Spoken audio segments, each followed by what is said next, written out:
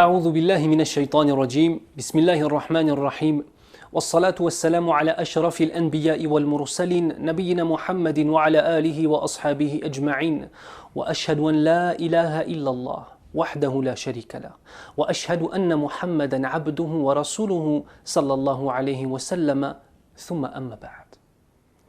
Premièrement, assalamu alaikum wa rahmatullahi wa barakatuhu. J'espère que ce mois de Ramadan se passe pour vous de la meilleure des façons. Je demande à Allah Azza wa Jal d'accepter chacune de vos prosternations, chacune de vos prières et chacune des invocations que vous avez fait, Inch'Allah, pour la communauté musulmane, pour votre cercle familial, pour vos amis et pour vous-même. Ya Rabbal Alamin. Aujourd'hui, nous allons parler d'un élément qui est l'élément le plus essentiel de l'islam, qui est l'unicité d'Allah Azza wa Jal et la sincérité envers lui.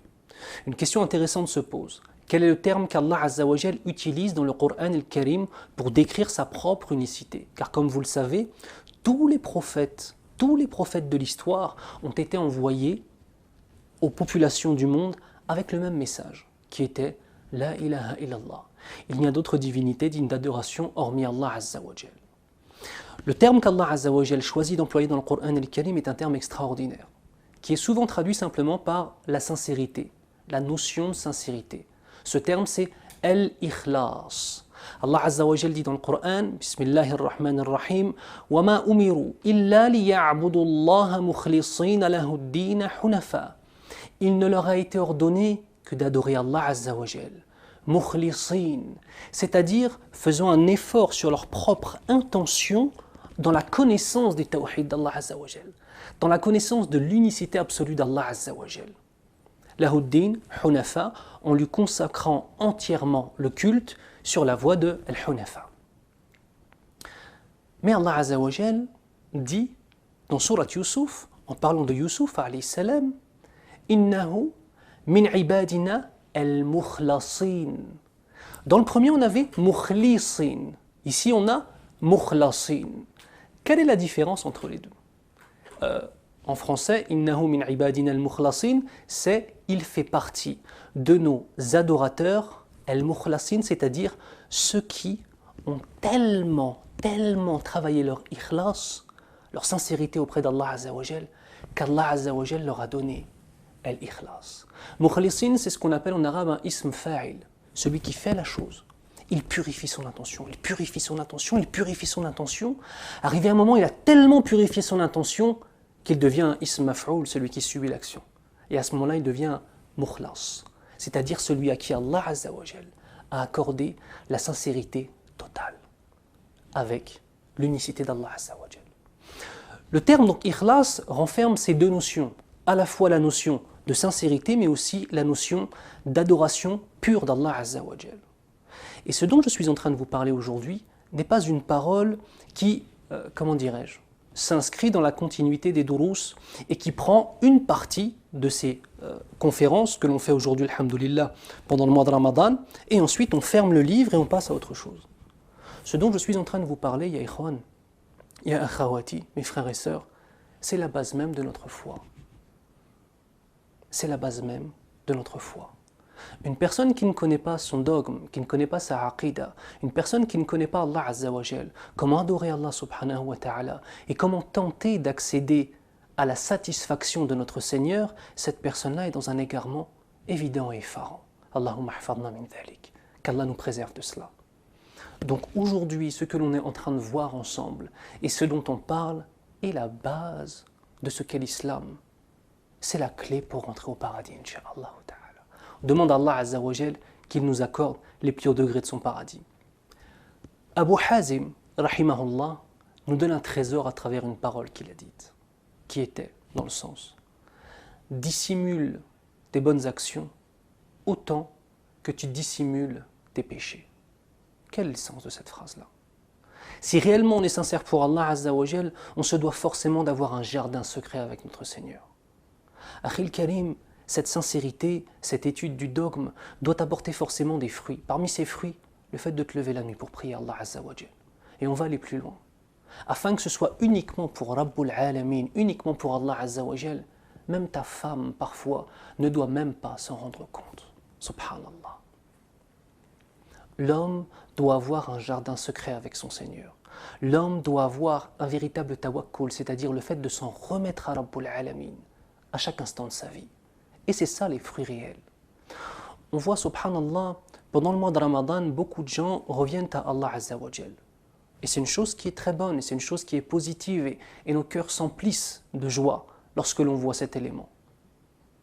Mais lorsque Ramadan se finit, que les mosquées se vident, que les cœurs se remplissent de nouveau par les péchés et l'oubli, cette fois-ci ce ne sont pas des larmes de joie, mais des larmes de tristesse qui coulent sur les visages.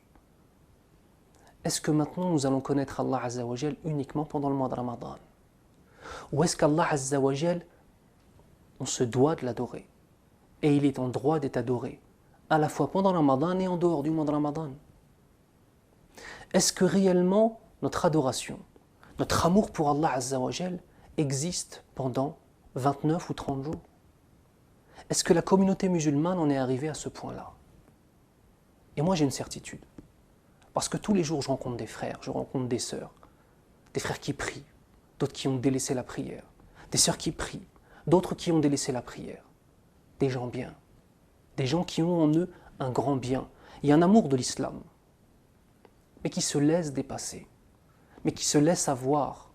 Et nous tous, chacun à notre échelle, on se laisse dépasser et on se laisse avoir par les choses de la vie d'ici-bas. Mais comment est-ce que nous allons purifier cela? Purifier notre intention, purifier nos adorations pour le Seigneur des mondes. Ça, c'est une question de fond et c'est une véritable chose qui est la plus importante. Quelle est ta relation avec Allah Azza wa Jal face à l'épreuve? Parce que dire j'aime Allah lorsque tout va bien, c'est facile. Dire j'aime Allah et je suis satisfait de la destination qu'il m'a donnée, de la prédestination qu'il m'a donnée et des épreuves qu'il me donne, ça c'est un autre degré.